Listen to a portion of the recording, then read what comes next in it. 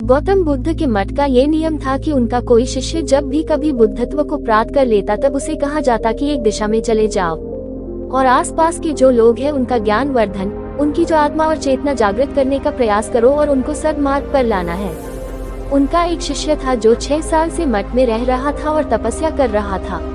एक दिन वह परेशान हुआ और सोचने लगा कि मेरे गुरुदेव ने मुझे आदेश क्यों नहीं दिया। इसी बात पर नाराज होकर वह गौतम बुद्ध के पास गया और कहने लगा कि मेरी तपस्या में ऐसी क्या कमी रह गई, क्या मैंने ज्ञान अर्जित नहीं किया और अब तक आपने मुझे आदेश नहीं दिया कि जाओ जाकर किसी दूसरे जगह पर अपना ज्ञान बांटो, और क्या मैंने बुद्धत्व प्राप्त नहीं किया है। तभी गौतम बुद्ध ने शिष्य से कहा, सुनो, तुम्हें थोड़ा और समय लगेगा, यही समय बिताओ। ये बात सुनकर वह शिष्य चीर गया और कहने लग गया कि गुरुदेव, आपके ज्ञान में कमी रह गई और आप मुझे ज्ञान नहीं दे पाए।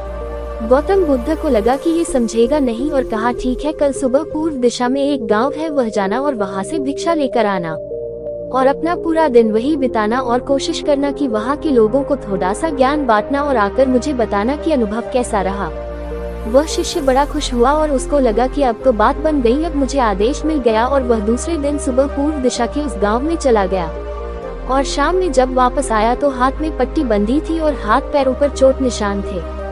ये देखकर गौतम बुद्ध ने उस शिष्य से पूछा कि ये क्या हाल कर लिया। तब उसने बताया कि आपने मुझे कैसे गांव में भेज दिया और वहां पर जब मैंने भिक्षा मांगी तो लोग मुझे डांटने लगे और भगाने लगे।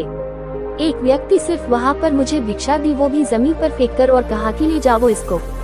इतने बुरे गांव में आपने मुझे ज्ञान बांटने के लिए भेजा, अब आप मुझे कल किसी और गाँव भेज देना, मैं जाकर के ज्ञान वहाँ देकर आता हूँ। गौतम बुद्ध ये सुनकर थोड़ा मुस्कुराए और उन्हें तो पता था कि ये कुछ कर नहीं पाएगा और कहा कि ठीक है, अगले दिन तुम किसी और गांव जाना, लेकिन एक दिन के बाद जाना और एक दिन मठ में रुके रहना है। अब की बार गौतम बुद्ध ने अपने दूसरे शिष्य को उस गांव में भेजा जहां आपने उस शिष्य को भेजा था, और शाम में जब वह शिष्य वापस लौटा था तो उसकी भी हालत वही थी और हाथ पैरों में चोट लगी और पट्टी बंधी हुई थी। गौतम बुद्ध ने पहले वाले शिष्य के सामने दूसरे शिष्य से पूछा कि हुआ क्या था। तब उसने कहा कि जिस गांव में आपने मुझे भेजा था वह के लोग बड़े भोले भाले हैं, भिक्षा दे नहीं रहे थे और एक व्यक्ति ने मुझे जमीन पर फेंककर भिक्षा दी और मैंने उसे स्वीकार कर लिया और उसे आशीर्वाद दिया कि तुम्हारा कल्याण हो।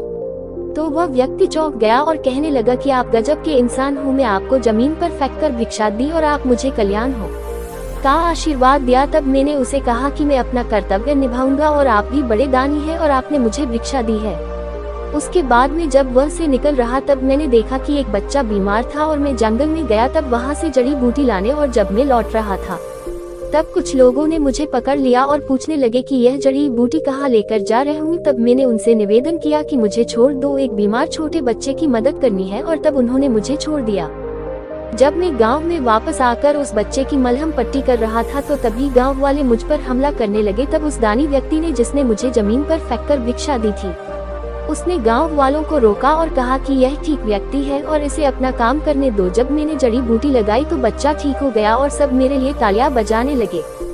सभी गांव वाले कहने लगे कि कल फिर आएगा गुरुदेव, मुझे कल फिर उस गांव में भेजिएगा, क्योंकि वह बड़े ही भोले लोग हैं, समझते नहीं है, बस प्यार बहुत है। और अब की बार कोशिश करूंगा कि थोड़ा प्यार और उनके पास पहुँचाने का और ज्ञान उन तक पहुँचाने का। वो सब ज्ञानी तो लेकिन बस जब अनजान व्यक्ति से बात करने में डरते हैं। वो जो पहला शिष्य था जो एक दिन पहले उसे गांव में गया था, वह सुन रहा था और समझ रहा था और गौतम बुद्ध की चरणों में गिरकर बोला कि गुरुदेव, कमी तो मुझ में ही थी, आपने ज्ञान तो बहुत सारा दिया लेकिन मैं उसे आचरण में नहीं ढाल पाया और मैं अहंकार को ऊपर रखा और उसी गांव के लोगों को पहचान नहीं पाया और मार खाकर चला आया। और मार तो इन्होंने भी खाए, लेकिन इनका अहंकार मिट चुका है और ये समझ चुके हैं कि वह लोग भोले भाले हैं और हमें उनसे अलग तरीकों से व्यवहार करना होगा और ज्ञान को आचरण में ढालकर उन लोगों तक पहुंचाना होगा। सीख, अच्छा इंसान बनने पर ध्यान दीजिए, अच्छा समय अपने आप चला आएगा। हम अच्छा समय लाना चाहते हैं लेकिन अच्छा इंसान नहीं बन पाते हैं और सारी गड़बड़ बस यही हो जाती है।